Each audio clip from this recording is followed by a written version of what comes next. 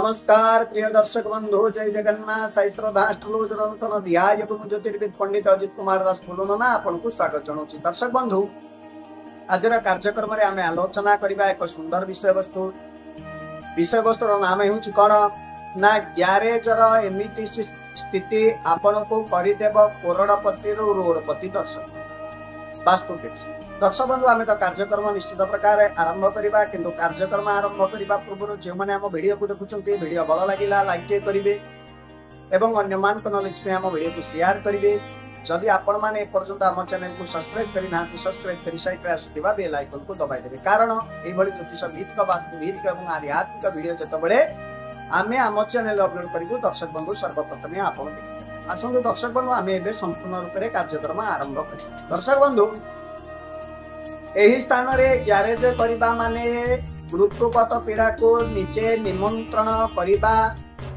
एही स्थान रे ग्यारेज करिके जदि सब बेले गाड़ी पार्किंग करा जाउ थाए एवं एही स्थान रे गाड़ी रो पुराना स्पेयर पार्ट एवं गाड़ी रो चक्का आदि रखा जाउ थाए तेबे एहा घोर वास्तु दोष सृष्टि करिताए। दर्शक एही स्थान को सब बेले सफा एवं हालुका रखा जाए बोली आमे आगरु जानिछे।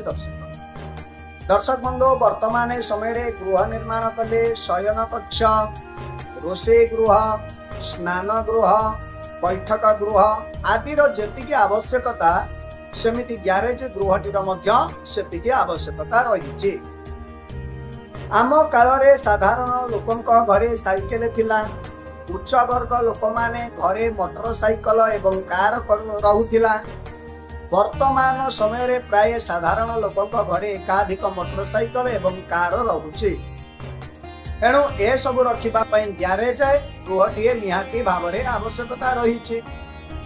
ग्यारेज गृह पई स्वतंत्र नियम सीधा सड़क वास्तु प्राचीन ग्रंथ मानकरे नाही किंतु वास्तु शास्त्र नियम को आमे ग्यारेज गृह पई लगाई पारिबा। यह वर्तमान जुगरे वास्तुविद मान द्वारा परीक्षित होई अछि। दर्शक एणु जेतबेले ग्यारेज आपण करूछंती एही नियम को आपण पालन कले शुभ फल आपण पाइबे। दर्शक बंधु आसंतु जानिबा केउ स्थान रे आपण ग्यारेज कले यह गृहवासी को अशुभ फल देई थाए फल रे गृहवासी माने दिन को दिन शारीरिक मानसिक एवं आर्थिक स्थिति रे अवनति आड़ को गति करि थांती।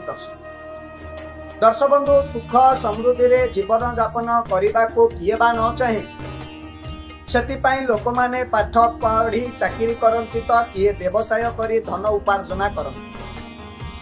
वर्तमान जुगरे निजर गृहस्थ जीवन को ठीक भाव में रखिबा पई आर्थिक दृष्टिकोण रो समृद्धि हेबा निहाती आवश्यकता।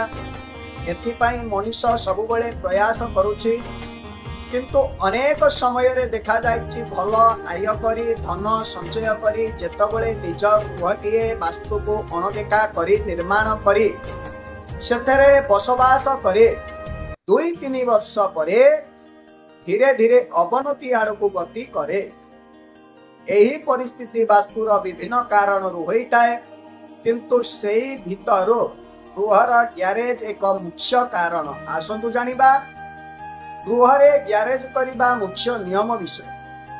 दर्शक बंधु आपण कौन करूछंती ना उत्तर पूर्व बा ईशान कोणे रे ग्यारेज एही स्थान रे ग्यारेज करबा माने मृत्युवत पीड़ा को निजे आपण निमंत्रण करबा सहित समय एही स्थान रे ग्यारेज करिकि जदि सब बेले गाड़ी पार्किंग करा जाउ थाए एवं एही स्थान रे गाड़ी रो पुराना स्पेयर पार्ट एवं गाड़ी रो चक्का आदि रखा जाउ थाए तेबे यह घोर वास्तु दोष सृष्टि करिताए। दर्शक बंधु एही स्थान को सब बेले आपण कौन करिवे ना सफा एवं हालुका रखिबा को जेते चेष्टा करिवे आपण को पई सेते भलो हेबो बा हालुका रखा जाए बोली हमर आगरु आमे किछि वीडियो रे मध्य कहिछु उत्तर दिग बा ईशान दिग को आपण हालुका एणु वास्तुर एही प्राचीन एवं शाश्वत नियम को मानी एही स्थान रे ग्यारेज जमा भी करिबा कथा नुहे एवं देखा जाइछि जेउ माने एही स्थान रे ग्यारेज करिछन्ते